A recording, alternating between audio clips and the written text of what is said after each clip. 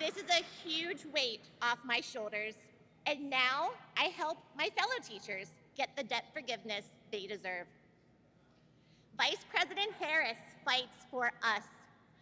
And as president, she will fight for a better life for all Americans. And now it is my honor to introduce the first woman to be elected Vice President of the United States, Kamala Harris.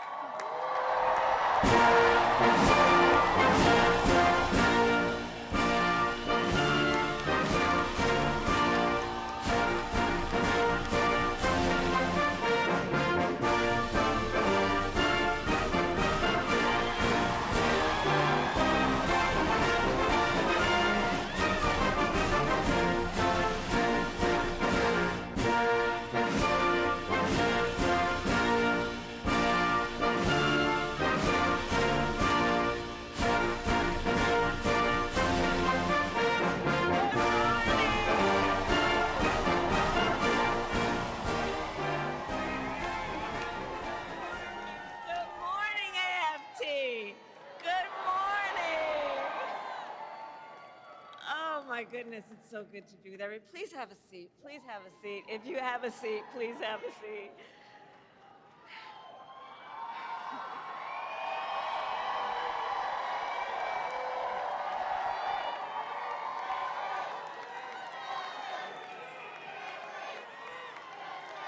It is good to be in the House of Labor.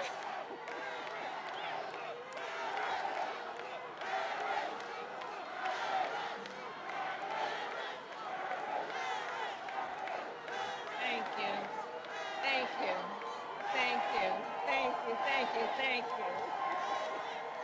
My goodness. Thank you, everybody. Thank you. Oh, thank you all. Thank you so very much. Thank you. Can we hear it for Brittany, please?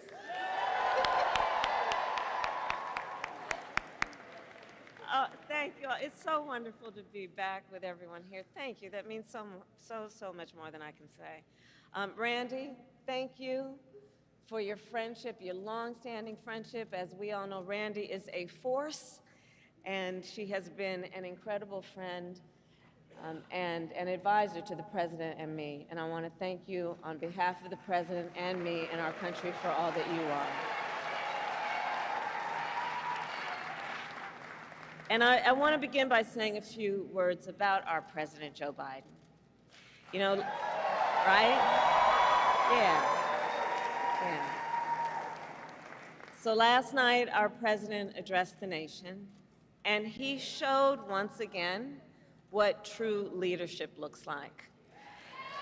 He really did. His words were poignant. You know, I'll speak in a moment about the importance of reminding people of history, teaching America's true history. He thinks and talks about his work and our country, understanding what it means in terms of what we do now and how that will impact the future. He thinks about our history in the context of the importance of the work we do now. And over the past 3.5 years, and over his entire career, Joe has led with grace and strength and bold vision and deep compassion. And as he said, that's right. And as he said, in the next 6 months, he will continue to fight for the American people, and I know we are all deeply, deeply grateful for his continued service to our nation. Thank you. Thank you. And to the members of AFT, I thank you for your service to our nation.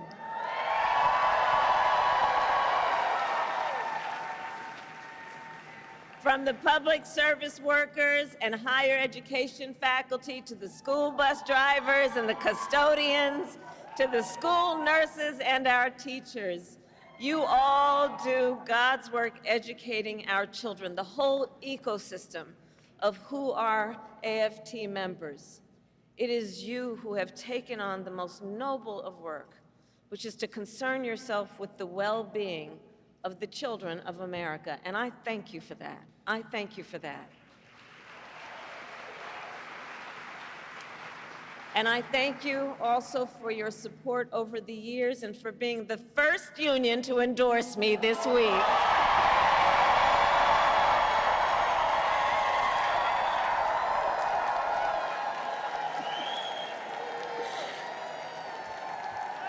Thank you. I thank you. I thank you. And as you may know, I am a proud product of public education. Many of you know that my first grade teacher, Mrs. Frances Wilson, God rest her soul, taught me and educated me and encouraged me and inspired me. And years later, when I walked across the stage to receive my law school diploma, Mrs. Frances Wilson was in the audience. Yeah. Yeah. And that's who you are. I know who you are. I know who you are. This work is personal, and it is professional, and it is so critically important. And so it is because of Mrs. Wilson and so many teachers like her that I stand before you as Vice President of the United States of America. And that I am running to become President of the United States of America.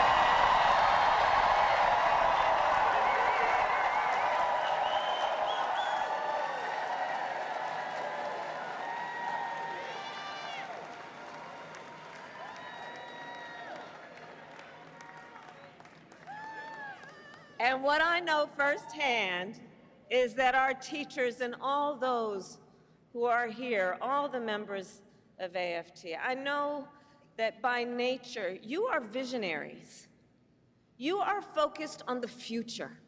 The work you do is about a focus on the future. You see the potential in every child. You foster it, you encourage it, and in so doing, you shape the future of our nation, which is why I say we need you so desperately right now. Today, we face a choice between two very different visions for our nation. One focused on the future, and the other focused on the past. And we are fighting for the future.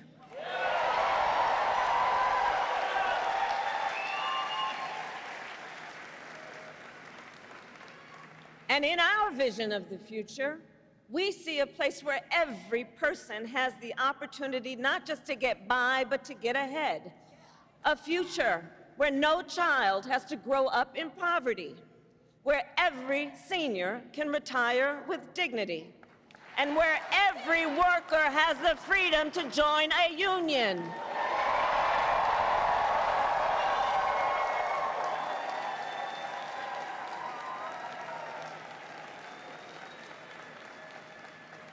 We see a future with affordable health care, affordable child care, and paid leave, not for some, but for all.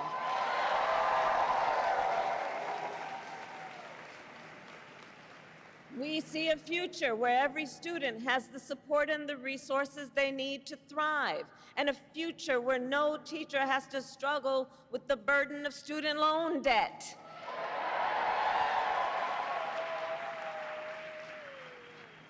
So as an example, our administration has forgiven student loan debt for nearly 5 million Americans, and twice as much for our public servants, including our teachers.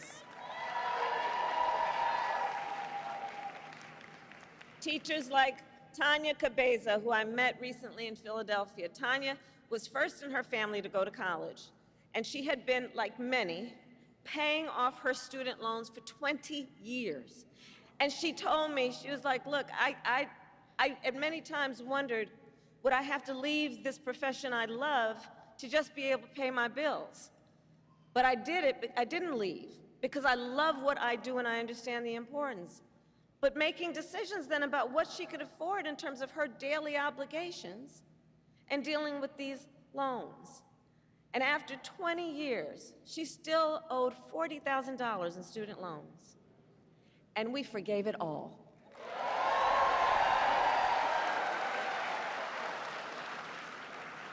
When she learned, she told me, she said, when she learned that her loans had been forgiven, she said, well, me and my children knew our lives had changed, and we were just dancing, dancing. So there we go. But we are clear-eyed. As we work to build a brighter future and to move our nation forward, there are those who are really trying to take us backward. And you, I'm sure, have seen their agenda, Project 2025. Randy, can you believe they put that thing in writing? 900 pages in writing. So Project 2025 is a plan to return America to a dark past. Donald Trump and his extreme allies want to take our nation back to failed trickle-down economic policies, back to union busting, back to tax breaks for billionaires. Donald Trump and his allies want to cut Medicare and Social Security, to stop student loan forgiveness for teachers and other public servants. And I say to AFT, they even want to eliminate the Department of Education and end Head Start, which of course would take away preschool from hundreds of thousands of our children. He intends to give tax breaks to billionaires and big corporations and make working families foot the bill. And he intends to end the Affordable Care Act. Now think about that, to take us back to a time when insurance companies had the power to deny people with pre-existing conditions. Remember what that was like? Children with asthma, women who survived breast cancer, grandparents with diabetes. You know, America has tried these failed economic policies before, but we are not going back. We are not going back.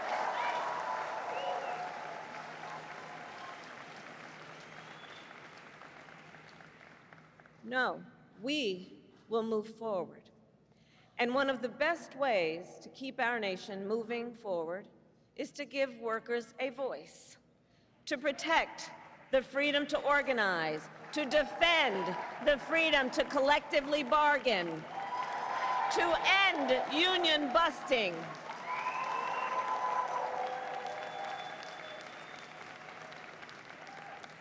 As head of the White House Labor Task Force, I have led our work to eliminate barriers to organizing in both public and private sectors, including for teachers. But there is more that we must do. President Joe Biden and I promised to sign the PRO Act into law, and I promise you I will keep that promise.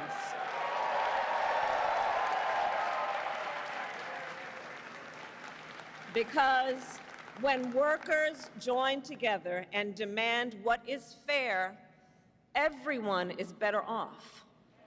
Understand, and I say this everywhere I go, understand, you may not be a union member, but you should thank unions, and I'm looking to the cameras in the back of the room. Not them, but the people who might be watching. You may not be a union member, but thank unions for the 5-day work week, for the 8-hour workday. Thank unions for sick leave and paid family leave and vacation time.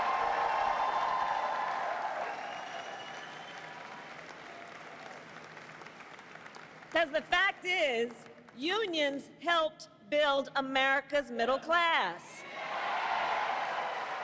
And when unions are strong, America is strong.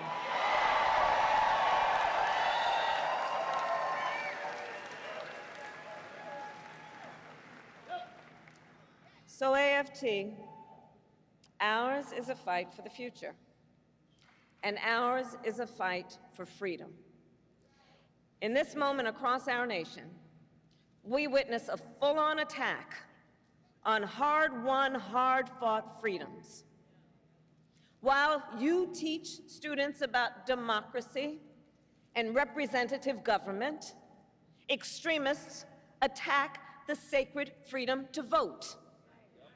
While you try to create safe and welcoming places where our children can learn, extremists attack our freedom to live safe from gun violence. They have the nerve to tell teachers to strap on a gun in the classroom, while they refuse to pass common sense gun safety laws.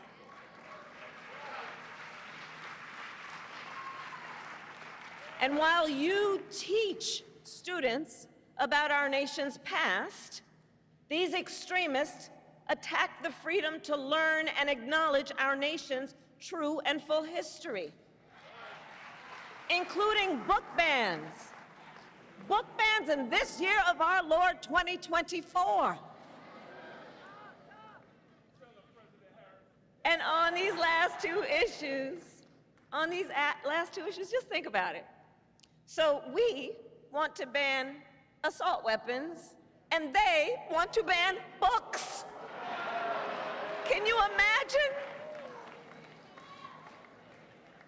All the while, these extremists also attack the freedom to love who you love openly and with pride.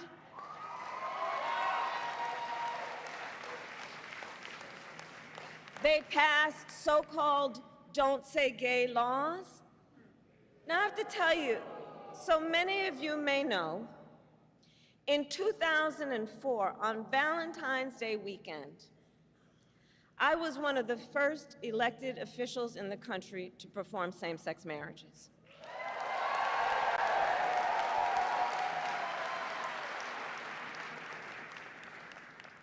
So here's the thing.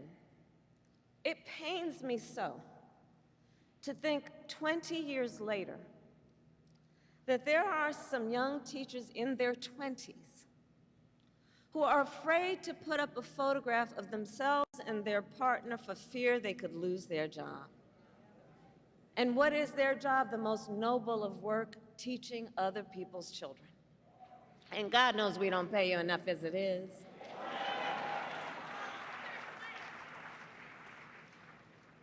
In this moment, we are in a fight for our most fundamental freedoms. And to this room of leaders, I say, bring it on. Bring it on. Bring it on.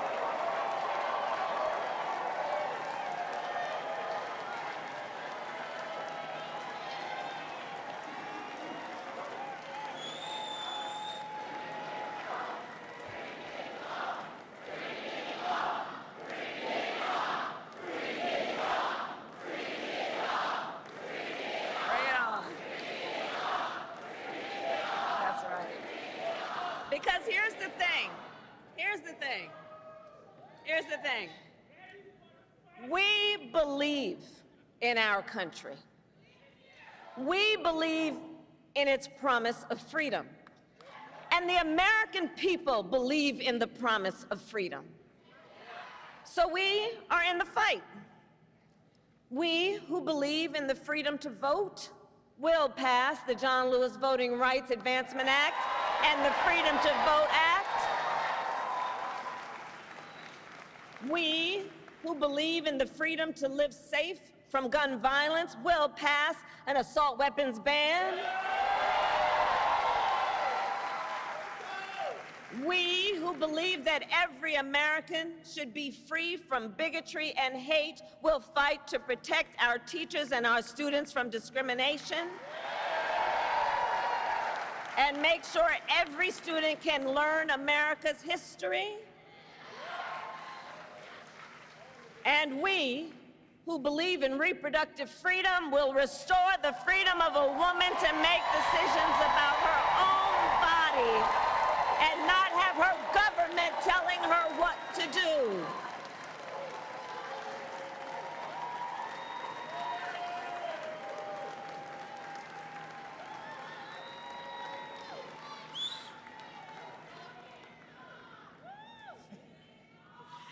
So AFT, that's right, bring it on. So ultimately, in this moment, I know we all know, we each in our country face a question. That question being, what kind of country do we want to live in? A country of freedom, compassion, and rule of law, or a country of chaos, fear, and hate? The beauty of our democracy is that we each have the power to answer that question when we vote. And when we vote, we make our voices heard. So today I ask you, AFT, are you ready to make your voices heard? Do we believe in freedom? Do we believe in opportunity? Do we